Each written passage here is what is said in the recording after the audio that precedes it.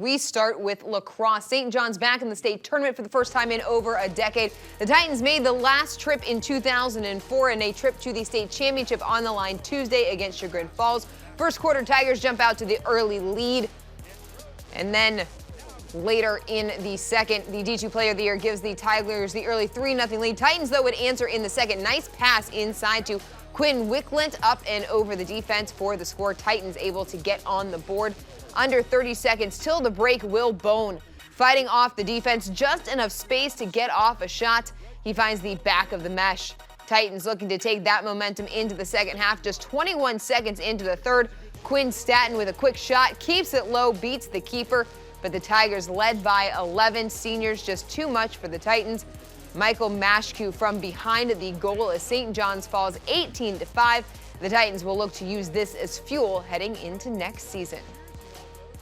Yeah, I thought we did a great job at the beginning.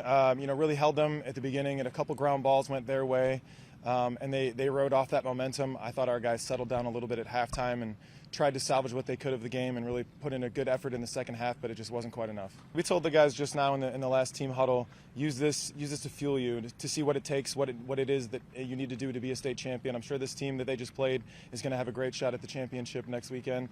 And so for our guys, I hope they hit the weight room. I hope they get out there on the wall and that they start next season today so that they can have the kind of game that Chagrin had against them today. We send it back out to Greg Franke and Dave Chris, who had the call, and break this one down. Entering this state semifinal between St. John's and the #1 seed Chagrin Falls, there were some areas where St. John's felt if they could exploit, they might have a decent chance in the game. One was their depth, which has been an advantage for them during the year. One is face-offs, where they've been strong, and last year Chagrin Falls, that was a weakness for them when they lost in the state final.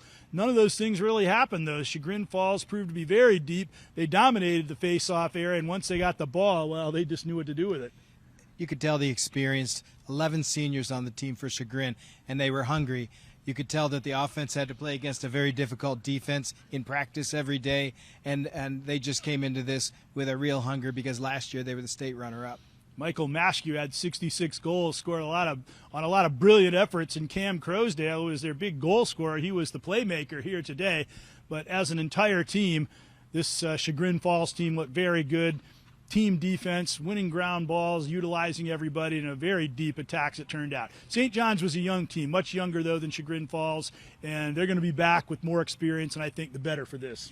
I think they've got the right coach in Andy Smith, such a positive guy, and they're such a young team. This gives them a lot of reason to be optimistic next year for sure. St. John's makes it to the state semifinals, but the road ends against the great Chagrin Falls team 18-5.